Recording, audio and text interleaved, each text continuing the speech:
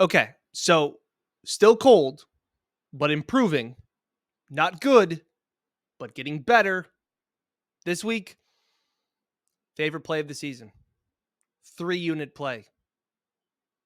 Roll tape.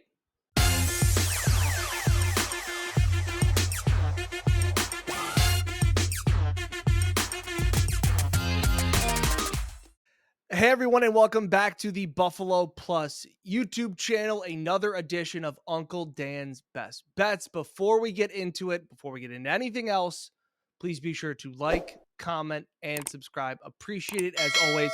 Smash that like button, smash that subscribe button. Next stop, 30,000 subscribers. We really appreciate it. Can't thank you enough. Big things coming soon, I promise you. And we're going to get out of our basements and out of our home studios. It's a little teaser. Big things coming. As well, always, Uncle Dan's Best Bets, proudly brought to you and sponsored by Incognito Menswear. My picks haven't been great recently. 2 wins 2 weeks ago, then 3 wins the previous week, then 4 wins last week. So we're improving. My picks may not be great, but if you go to Incognito Menswear, you're going to look great. It's located in Penfield. I was just there today, met up with Alex, got me fitted 3 suits, a new sport coat. It's great. Thankful to them for being a part of Uncle Dan's Best Bet. So again, proudly sponsored Incognito Menswear. Go check them out. Your picks may not be great, but you will look good. I promise you that. Wedding, prom, any kind of event, go there. All kinds of stuff. Casual wear, suits, tuxedos, they got it all. So again, can't thank them enough. Incognito Menswear for sponsoring Uncle Dan's Best Bets. Again, last week, better, 4-6. Heartbreaking best bet. Stephon Diggs. I had over 87.5. I know a lot of people had it over his 86.5. He finished with 86 receiving yards. Yeah, don't really know what else to say. The over didn't hit in the Bills game. That wasn't great either. Started out hot in that game in the Chiefs, sweeping that game in Germany. We'll have more from that. But yeah, I've run out of funny clips here to insert. Maybe I'll put one here. Tony Stewart may not be able to. Is that bad? It's not good. What are we doing? What are we doing? Like, I didn't get hit in the balls, but it's not like I'm all right. I'm all right. Yeah, buck up, buddy. I love that. But yeah, for the most part, overall for the season, 35, 41, and 1. Not good, but we continue to be better because you are only as good as your last week. So we move forward. We're improving this week. We get back above 500, closer to that mark for the season. Uncle Dan's Best Bets has always been good. Appreciate it as always. I'm not happy. These videos are tougher when I'm losing, but again, putting a lot of blood, sweat, and tears into this. So we got another week here, and I got 10 more plays and my favorite play of the season. My favorite play of the season is this week. My best bet hasn't been great this year. I think we're 3-6. This is my favorite play of the season. It is a 3-unit play. Remember to always gamble responsibly. As always, bet within your means, but this is my favorite play of the season. I will just say that. We will bounce back. Again, 10 plays. Right here. There are some notes. We'll get to them. Ooh, camera zoomed in dramatically. So, all right, let's get to it. We start out with the Colts, -2 against the Patriots in Germany. The Patriots just stink. This is just as much of a Colts bet as it is a Patriots fade. Mac Jones doesn't cover at all, doesn't cover against anybody. Minus the Jets is the only team that he seems to cover against. Besides that, they have been absolutely atrocious. I like the Colts here. I think they are still frisky. We have bet them before. We'll bet them again. Favorites in Germany games or in international games have been pretty good in the grand scheme of things. I don't really know why. I'm just giving you the stats for it. So I will take the Colts -2 to play the lifeless, absolutely lifeless Patriots. Colts -2. I will also take the Vikings +3 against the Saints. I am done betting against the Vikings. Just absolutely heartbreaking what the Falcons were not able to do against the Vikings. So I will now hop on the train. There is just something about the Vikings right now. It is alligator blood for whatever reason. Josh Dobbs, the astronaut that he is, what he's able to do and turn around. I don't like the Saints. I just don't trust them enough. They are playing just good enough to think that they're a decent team, and that division is obviously wide open. But I just think at home getting 3 points with this Vikings team that just feels like they can't do anything wrong. At some point, you just have to tip your cap and say, hey, like this team is just good. And for whatever reason, they believe themselves to be better than they are. What they accomplished with Josh Dobbs, I think they keep this game close. I don't think the Saints are as good as what people think they are. I will take the Vikings plus the field goal. Give me the home underdog in that one. Yeah, in my next game, I have 3 plays. 3 plays. Talk about pushing all of your chips in on one game. It is 3 plays, a hat trick's worth on the Tennessee Titans at the Tampa Bay Buccaneers. First, give me the Titans +1 for a couple of reasons. Let me start out by first saying Tampa Bay is coming off a heartbreaking loss where Baker Mayfield leads them down the field. They seem like they finally get the win that they desperately need. And then CJ Stroud and the Houston Texans rip their heart out at the end. So I think that emotionally, the Buccaneers have pretty much packed it in for the season. You also have a good coach against a very bad coach. I will take Mike Vrabel, who's the better coach, against Todd Bowles, who's the not good coach. Those are the 2 things. Vibes, teams just seem like they're heading in different directions. Todd Bowles just can't seem to coach his way out of a paper bag. And this is just a team that seems like a sinking ship. While the Titans may be selling off some of their players, I think they have found something with Will Levis, and I think that gives them a little bit of hope and a little bit of life. So just the thought of, hey, we have something moving forward. So the vibes going in opposite directions for these teams where the Titans feel like they're playing pretty well, at least feisty enough, and they have some pieces, and maybe they have found their quarterback, at least for the time being, while the Bucs just seem like they're running out the clock on the rest of the season as a sinking ship. So I will take the Titans +1. We all know how good Vrabel is as an underdog in his career, especially coming off extra rest. I also like the Titans and Buccaneers over 39. The Bucs defense, not very good at all. We have seen them get torched, especially the last 2 games, the passing yards that they have allowed, and this comes into my next point. They've allowed 470 passing yards, 324 passing yards, 250 passing yards, and 353 passing yards in their last 2 games. So the Bucs defense stinks. Their offense maybe at least got something going last week against Houston, who I think is a decent defense. So I like both of these offenses to score. I like what Will Levis is doing. I think he provides a little bit of juice to that Tennessee offense. You're starting to get into tractor-cedo season with Derrick Henry. I just think this game gets played in the 20s. I think both offenses are a little bit feeling themselves confidence-wise. I know the Titans didn't put up a ton of points against the Steelers last week, but still, I think there's a little bit of that juju. Again, Steelers defense, sneaky good. Titans coming off extra rest, moving forward with Will Levis. I like the over this game to be played in the 20s. So give me over 39 in that game. I also like DeAndre Hopkins over 61.5 receiving yards. I already talked about how many passing yards this Buccaneers defense is allowing. They are very porous in the secondary. I don't think Treylon Burks is playing for the Titans, so that means extra targets for DeAndre Hopkins. Also, Hopkins and Will Levis seem to have a thing, and it's not bad for a rookie quarterback to just say, hey, screw it. I'm going to throw it to the best wide receiver and veteran that I have and just trust him. In his 2 games with Will Levis, DeAndre Hopkins has been targeted 17 times in his last 2 weeks.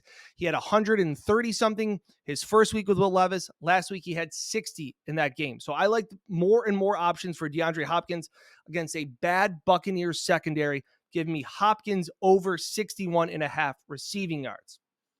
Moving right along, I like the 49ers. I like them -3 at the Jags for a couple of reasons. I think this is a bounce back spot. I know I've said this before, but I don't think the San Francisco 49ers, despite what Mike Catalana thinks, are as bad as how they've played the last 3 weeks.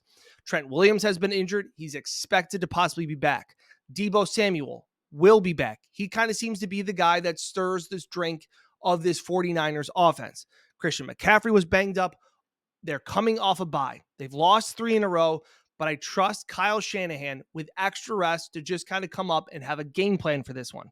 I think and while we talked about it last week, there were 3 games last week where teams with a winning percentage of over 70% were getting points. And in that time, those teams were really bad against the spread. I think they were only covering about 38%. I'll have to go back and look, so don't quote me on that. But the point is that good teams getting points, the public says, oh, that's a no-brainer. That's a no-brainer. Well, of course, give me the good team in the points. Last week, it was Miami. They were getting points. They lost. I bet Seattle. I thought that was the one I went against. Seattle was a good team getting points against the Ravens, and they lost. The other team that was getting points was the Cowboys at the Eagles. All three of those teams with a winning percentage over 70% getting points, they're not good. The public falls in love with them because they're thinking, hey, you're getting the good team. I'm getting a team that's good plus points. Absolutely. Vegas doesn't give away money. And for everybody that says the Jags are the hottest team in the NFL, which I understand, they're on a 5-game winning streak. The Niners are on a 3-game losing streak. Why are the Niners 3-point favorites? Vegas doesn't give away money. It's the sharp play. Stick with the 49ers. They bounce back, better coaches. They right the ship, and they get back on track. I like the 49ers to bounce back. Everybody's selling the 49ers. I will buy their stock when it's low. Give me the Niners -3.5 as still one of the best teams in the NFC. And the other play I'll have, and this leads into my next game as well, rest equals unders. Here's a stat for you. Go to my yellow notepad for this one. When both teams are on 8+ days of rest, it means when two teams are both coming off extra rest, 8+ days or more, the unders are 68% since 2001. And this season, the under is 23-5 in those spots. So you are getting both teams, the Jags and Niners, both off buys. I will take the under. That is an under of 44.5. Unders are hitting this season at an incredibly high rate. I will take the under in this game. I like both defenses in this spot, and I'm just betting on the defenses to bounce back here. Two teams extra rest equals under. Same exact spot for the next game. That is the Bills and Broncos on Monday night. That total is set at 46.5. Same exact logic. Lather, rinse, repeat. If you got to rehear me again, rewind the tape, listen to it. Teams with extra rest equals unders. 23-5 this season, under 46.5 for the Bills and Broncos. My ninth play, it's my last play before we get to my best bet, favorite play of the season. It is the Bengals-Bills 6-point teaser. So I'm going to bet the Bills or the Cincinnati Bengals. They are at home against the Houston Texans. I will bet them down to -0.5, and I'll get the Bills at -1 against the Broncos. Both teams seem like they're in a little bit of Bengals in a little bit of a letdown spot. I don't know what kind of juice the Texans have after rallying and if they're coming off a high. So I just am betting on Cincinnati to win. T. Higgins not being 100%. Same with Jamar Chase kind of worries me, but I still like the Bengals to win that game at home against the Houston Texans. I also expect the Bills to beat the Broncos. I just don't expect it to be by a touchdown. They haven't proven me enough. They haven't covered in their last 5 games. I don't trust them enough, but I'll trust them enough to win. Not cover, but win. So that's a teaser there in that game. All right. And finally, my best bets haven't been great. They're my 2-unit plays. But I'm going to put my nuts on the table and give you a 3-unit play. This is my favorite play I have of this season. And this is the one that I think jumpstarts the year to get back on track. You do know that I have blacklisted the Detroit Lions. And as much as I was thinking about taking them -3 against the Chargers, or maybe just the first half line, money line in the first half, those are both leans if you want to know them. I've never been more confident in this play. So let me tell you that. This is my 3-unit Uncle Dan's best bet of the week. And it is Amon-Ra St. Brown over 83.5 receiving yards against the LA Chargers. And let me tell you why. This is my 3-unit whale play. Please bet responsibly. Nuclear missile play of the season. Again, please bet responsibly, always within your means. Number 1, they're playing indoors. That's the first thing. Jared Goff loves playing indoors. He's okay outdoors, but again, dumb quarterback. They're playing at the Chargers, so I like that again. Also, the LA Chargers have the worst pass defense in the entire NFL. Nobody allows more passing yards per game than the LA Chargers. I also like Ben Johnson, the Lions offensive coordinator, coming off a bye. They've had extra time and extra rest. And finally, Amon-Ra St. Brown has been the go-to guy for Jared Goff this season. The last 5 games have been absolutely ridiculous. Actually, I'll give you the last 6 games that Amon-Ra St. Brown has played. He had, let me just tell you targets, and I'll put this on the screen here. His targets over the last 6 games, 9, 19, 15, 7, 12, and 7. His receptions over those few games, 6, 13, 12, 5, 9, and 6. His yards over that span, 108, 102, 124, 56, 102, 102. He is their go-to guy. They're coming off extra rest. The Chargers have a short week. I think that there is so much game planning going into this. Amon-Ra St. Brown, their go-to guy.